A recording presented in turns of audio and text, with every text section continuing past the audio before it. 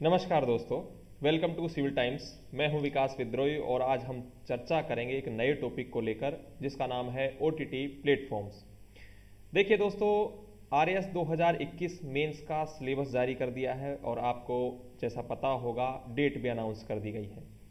इस बार के सिलेबस में कुछ टॉपिक्स जोड़े गए हैं जो नए टॉपिक्स भी हैं और करंट को लेकर भी हैं। देखिए, सबसे पहली बात है, हम टॉपिक पर आते हैं। इससे पहले आपको डेली बेसिस पर हमारे करंट के जो वीडियोस हैं आपको उपलब्ध होते रहेंगे।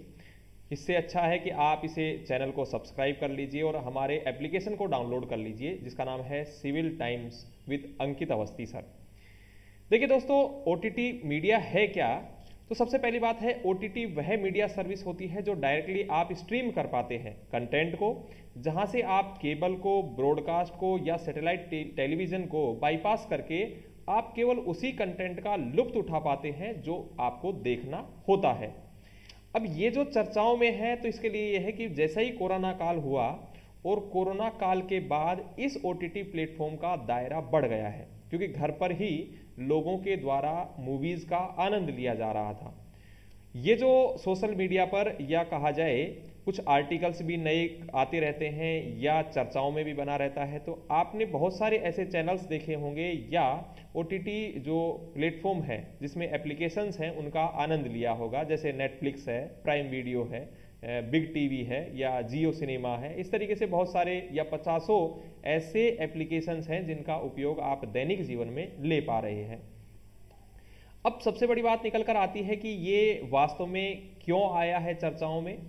तो दोस्तों, क्या है ना कि जो भी कोई ऐसी कंपनीज और इंडिया में आकर जो कि या व्यापार करना चाहती है या बिजनेस करना चाहती है, तो उसके लिए कुछ ऐसे प्रावधान भी कर दिए गए हैं कि उसके लिए उसके ऊपर जैसे बाउंडेशंस लगाई गई हैं कि आप इन नियमों के आधार पर इसका उपयोग ले पाते हैं। तो इसके लिए ट्राई ने, जो telecom regulatory authority of India body है, उसने कुछ नियम्स या प्रावधान जो कह सकते हैं उनको जारी किया गया है, जिसका संबंध टेलीकॉम रिलेटेड ओटीटी से है।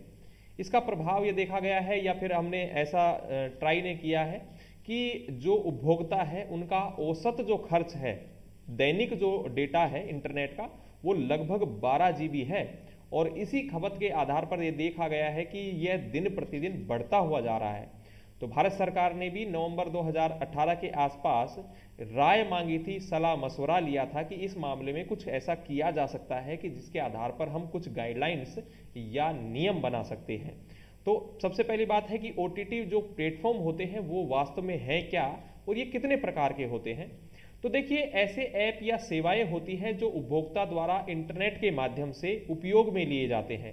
इनका प्रयोग आमतौर पर वीडियो ऑन डिमांड प्लेटफॉर्म के संबंध के आधार पर किया जाता है, जिससे आप audio streaming, message services, internet आधारित वॉइस कॉलिंग और सॉल्यूशंस का प्रयोग करते हैं। तो ये जो ओटीटी प्लेटफॉर्म होते हैं इन्हें 3 भागों में बांटा गया है। जो फर्स्ट पार्ट है वो है मल्टीमीडिया रिलेटेड ओटीटी। इसका मतलब है कि आप सीधा ही किसी भी मल्टीमीडिया की सेवाओं का आनंद ले पाते हैं, जैसे यूट्यूब है, नेटफ्लिक्स है। सेकंड नंबर पर है ऐप रिलेटेड ओटीटी।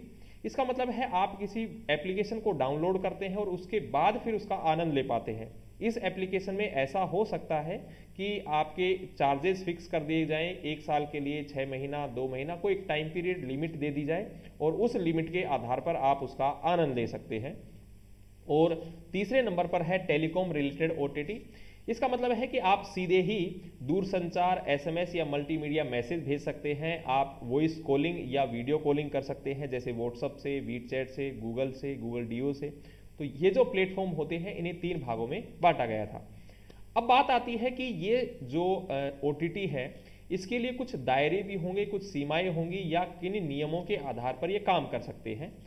तो इसके लिए ओटीटी प्लेटफॉर्मों के लिए विनियमन सूचना प्रौद्योगिकी एक्ट जो 2000 में बनाया गया था, उसकी धारा 79 के अंतर्गत इन्हें रखा गया है। होता क्या है कि कई बार ऐसे कंटेंट डाल दिए जाते हैं ओटीटी पर, वह करंट का जो मुद्दा है या कुछ ऐसे भड़काऊ स्थितियां लेकर आ जाता है, कंट्रोवर्सी का विषय बन जाता है।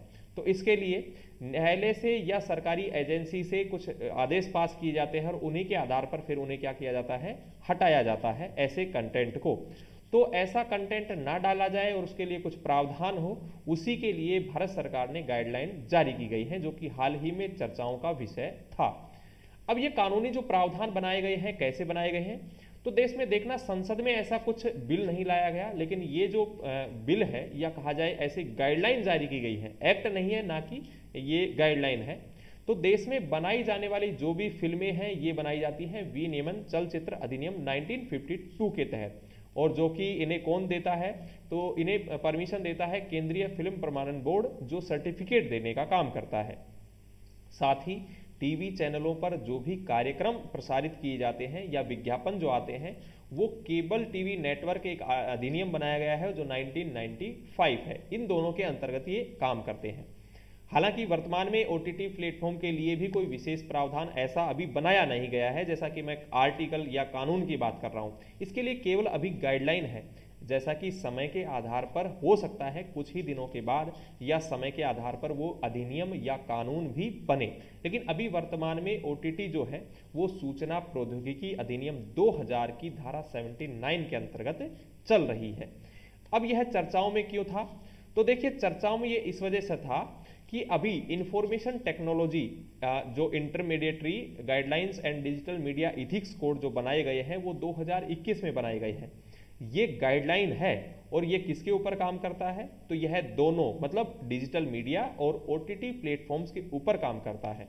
तो दोस्तों देखना, सोशल मीडिया वैसी बात क्या है कि वो डिजिटल मीडिया जिसको कहा है, तो सोशल मीडिया का मतलब यह है कि आप वर्तमान समय में इलेक्ट्रॉनिक्स डिवाइसेस के माध्यम से अपने सामाजिक संबंधों का मतलब सोशल एक प्लेटफॉर्म बनाते हैं, सोशल लोगों से जुड़ते हैं, अपने दोस्त बनाते हैं।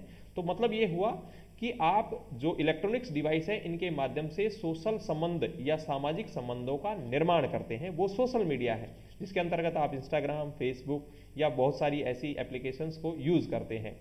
साथ ही ओटीटी प्लेटफॉर्म्स के ऊपर भी यह लागू होता है। अब ये किसके अंतर्गत आता है, तो यह आता है इंफॉर्मेशन टेक्नोलॉजी आईटी एक्ट के, और साथ ही यह ministry of information and broadcasting के अंतर्गत आता है। दोस्तों ऐसे ही फैक्ट्स मैं डेली बेसिस पर आपके साथ साझा करूंगा। आप हमारे यूट्यूब चैनल से जुड़े रहिए, इस चैनल को सब्सक्राइब कर लीजिए और साथ ही हमारी एप्लीकेशन को डाउनलोड कर लीजिए, जिस पे आपको बहुत सारी और अदर सूचनाएं मिलती रहेंगी। बहुत बहुत धन्यवाद दोस्तों, थैंक यू।